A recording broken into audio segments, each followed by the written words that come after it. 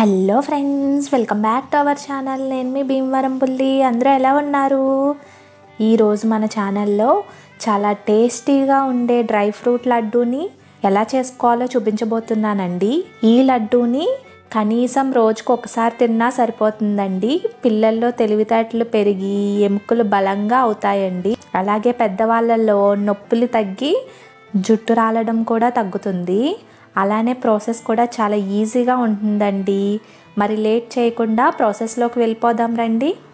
దీనికోసం ముందుగా కావలసినవన్నీ ఇలా రెడీ చేసి పెట్టుకోవాలండి. తర్వాత ఒక కడాయిలో 1 కప్పు నువ్వుల్ని వేసి లో హీట్ మీద మాత్రమే బాగా వేయించుకోండి. నువ్వుల్ని రోజు తీసుకోవడం వల్ల ఐరన్ డెఫిషియన్సీ తగ్గుతుందండి. మధ్యలో ఇలా కొద్దిగా నీళ్లు చిలకరించుకుంటూ లో హీట్ మీద మాత్రమే నిదానంగా వేయించాలండి. ఇలా మంచి రంగు వచ్చాక ఒక ప్లేట్లోకి తీసుకోండి. మళ్ళీ అదే కడాయిలో 1/2 కప్పు అవిసె గింజల్ని వేసి నిదానంగా కలుపుతూ వేయించండి. అవిసె గింజల్ని డైలీ తీసుకోవడం వల్ల బీపీ, షుగర్ ఇంకా కొలెస్ట్రాల్ అనేవి కంట్రోల్లో ఉంటాయండి. చూడండి, ఇలా చిటపటలాడుతూ బాగా వేగాక ప్లేట్లోకి తీసుకోండి.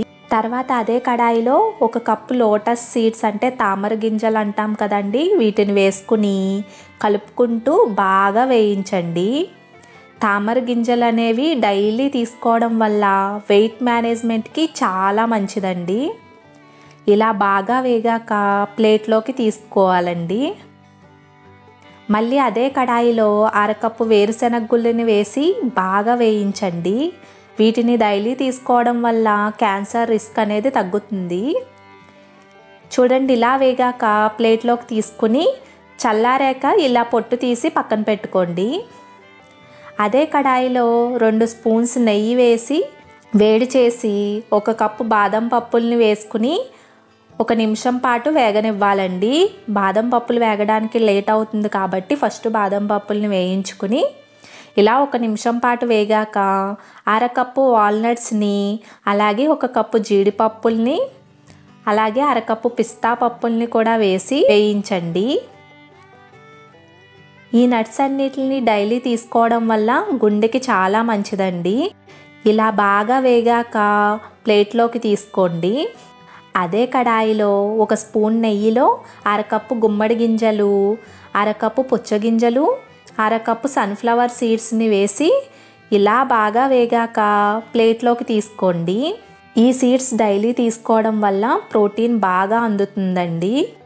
తర్వాత 1 టేబుల్ స్పూన్ గసగసాలని ఒకసారి వేపి తీసుకుని అలాగే 4 యాలకుల్ని వేయించి తీసి తర్వాత 1/2 కప్పు ఎండు కొబ్బరి తురుమును కూడా వేయించి తీసుకోండి.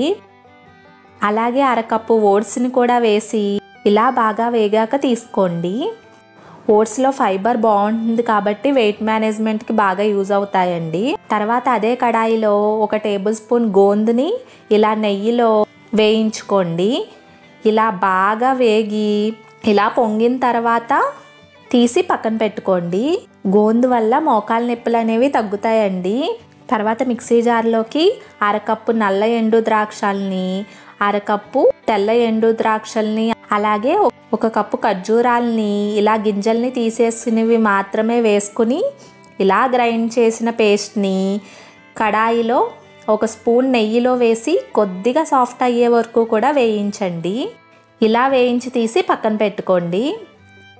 ఇలా అన్నీ రెడీ చేసుకున్నాక 1 రోట్లో వేయించిన గోందుని ఇలా మెదిపి పెట్టుకోండి.